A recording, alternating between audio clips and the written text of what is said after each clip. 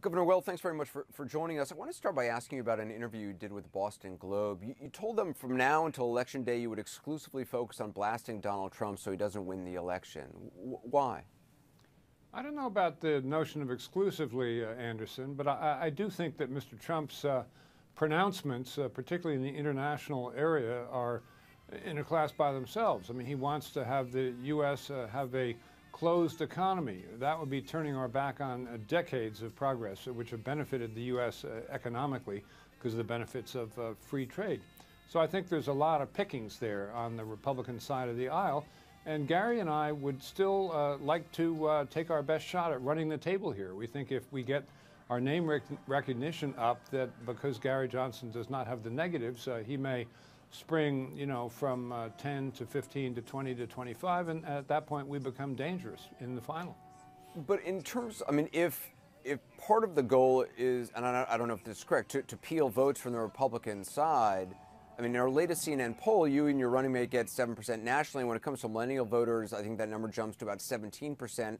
That's a group Hillary Clinton is obviously struggling to attract in the way that President Obama did. The number's even higher, I know, in some key battleground states. Do you acknowledge that your candidacy hurts Hillary Clinton more than Donald Trump? No, I don't. Our polling shows just about exactly 50-50. And I think that I think the case to be made against Mr. Trump with Republican voters is so strong that I think we're going to wind up pulling more from Mr. Trump than from Mrs. Clinton.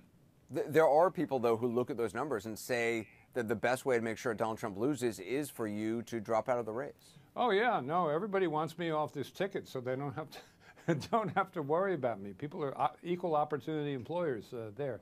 But, you know, Gary and I are serious about this. We're both two-term governors. We served in blue states, and we were Republican governors. We worked across the aisle.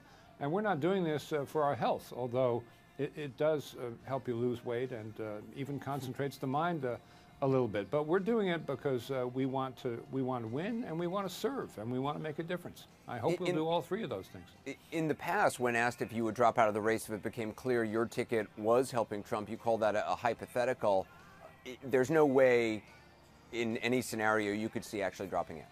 No, that's right, because even if someone said that to me now, I wouldn't trust their polls. I would view it as a push question and as a hypothetical, and I wouldn't act on it. So I'm in this with Gary Johnson, and we'll see what we can do. We are certainly scheduled every minute of every day. We're crisscrossing the country. We're in major markets. We're in small markets. I'm taking off for Massachusetts and Maine and New Hampshire. We'll be in New York tomorrow, but then New England from there, then going out west. So we're doing what you got to do. Let me ask you about Governor Johnson. He's gotten some flack the past couple of weeks, obviously, as you know, when it comes to questions about his foreign policy experience. He said something yesterday that's raised more questions. I want to listen to that and then ask you about it. Sure.